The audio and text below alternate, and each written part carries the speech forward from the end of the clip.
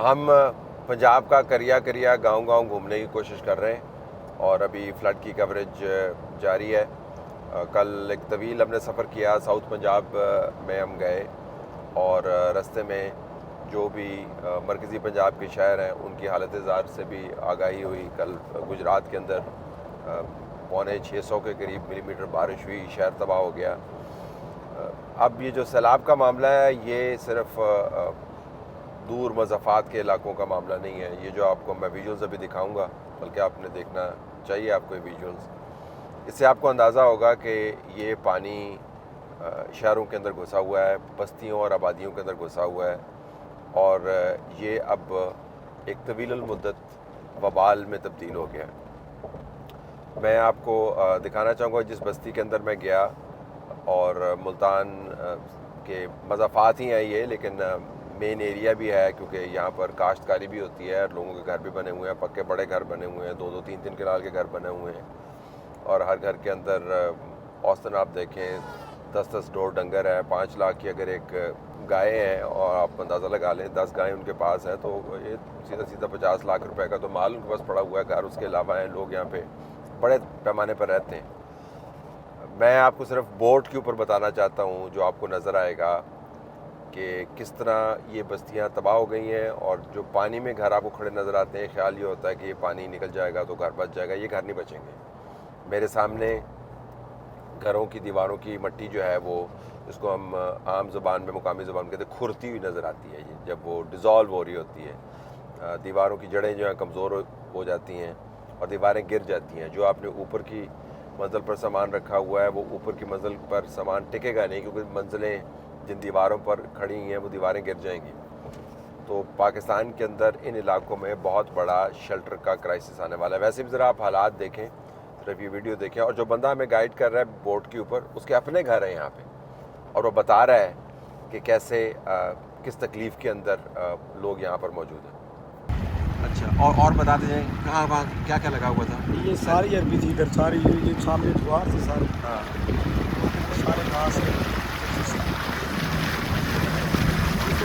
6 foot पानी हो गया, 6-6.5। अब ये निकलेगा कैसे? ये इसका निकास तो कोई नहीं है। इसका निकास तो आगे बंद तोड़ेंगे तो होगा, ऐसे नहीं होगा। ऐसे तो फिर जो पीछे से पानी आ रहा है इसके बुलंदी बढ़ेगी, कम नहीं होगा।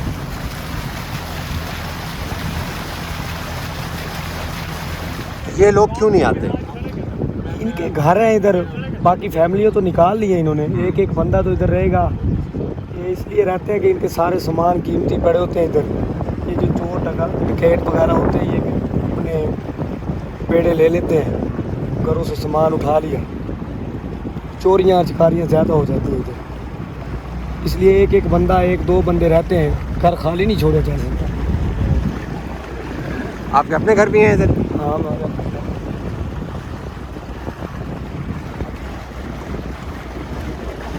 जानवर भी पानी में रखे हुए?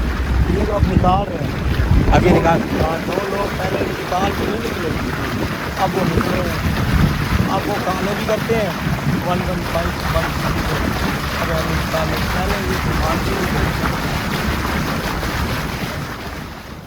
किस किस्म के लोग हैं? तमाम ज़िंदगी के लोग जो है ना, शोबे जिनसे मुंसलिक हैं। टीचर हैं इसके अंदर डेली वेजर्स हैं, मज़दूर हैं, खेती बाड़ी करने वाले हैं, ज़मींदार हैं, ठेके पे काम करने वाले हैं, जो मुकामी दफ्तरों के अंदर लोग काम करते हैं वो हैं, दुकानदार हैं। मतलब कोई दुनिया का ऐसा शोबा नहीं है। स्टूडेंट्स हैं जो इससे मुतासर ना हुआ।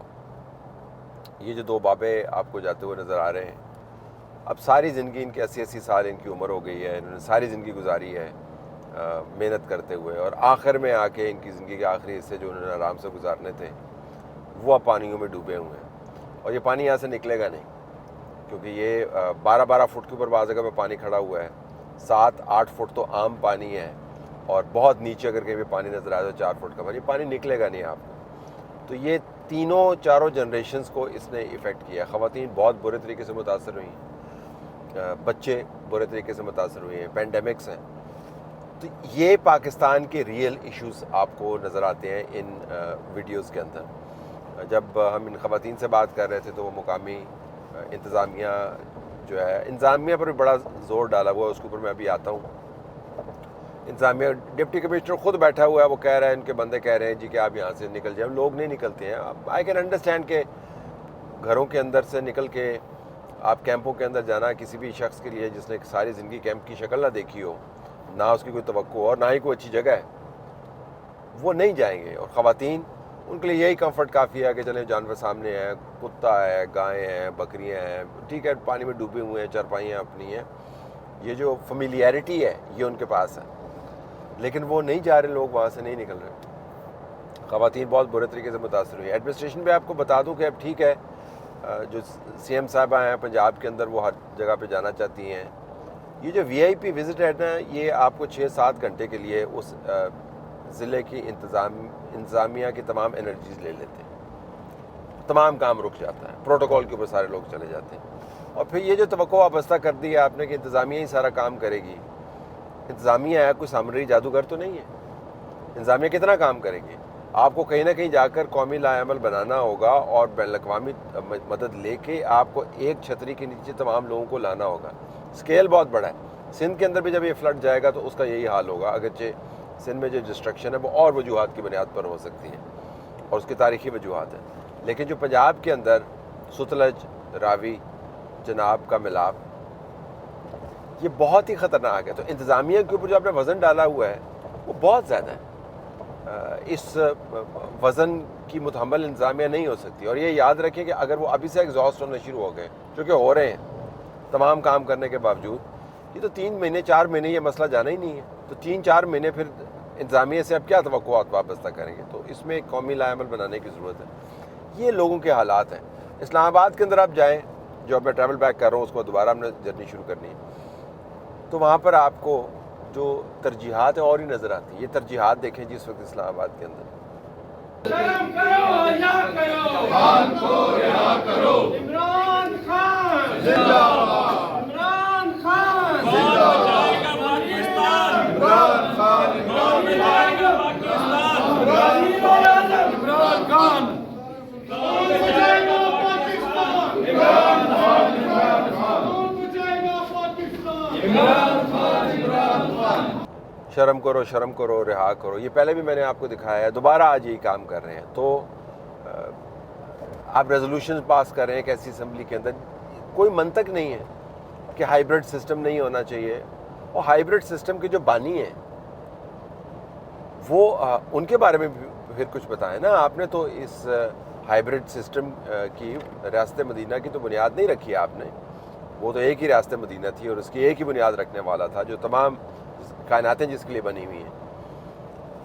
तो आपने हाइब्रिड सिस्टम की बुनियाद रखी, उसको मजबूत किया, उसको बड़ी इमारत में तब्दील किया। अभी उसी हाइब्रिड सिस्टम के ख़िलाफ़ आप बैठ के रेजोल्यूशन पास कर रहे हैं। अगर कर रहे हैं तो हम आपके साथ हो सकते हैं। हम हमेशा हाइब्रिड सिस्टम के ख़िलाफ़ रहे हैं। पहले अपोलोजाइज तो करें। लेकिन ये तरजीहात है इस्लामाबाद के अंदर। लोग उधर डूब रहे हैं, कहते हैं 4-5 मिलियन। मैं आपको बता सकता हूँ जो अभी तक मैंने एक्सटेंड देखी है, जो मज़ीद बारिशें हो रही हैं, ये डबल हो जाएगा इससे। 12 करोड़ की आबादी है, 1 करोड़ बंदा जो है ज़मीन के पानी के नीचे, और ये आपकी मेन पॉलिटिकल बेस है। और आप कह रहे हैं शर्म करो, रिहा करो। तो मुझे कोई तरजीहात के अंदर अक्लमंदी और दानिशमंदी नज़र नहीं आती। तो अल्लाह से खैर की उम्मीद रखनी चाहिए। लेकिन जिन एरियाज़ में मैं जा रहा हूँ, ट्रैवल कर रहा हूँ, हालात बिल्कुल भी ठीक नहीं है। कौमी सानिया है और सियासतदानों को, इंतज़ामिया को, अपोजिशन को, हुकूमत को इसके ऊपर कोई कौमी लाएमल बनाने की ज़रूरत है। ये हाय हाय करने से या वाह वाह करने से मामला नहीं तय होंगे।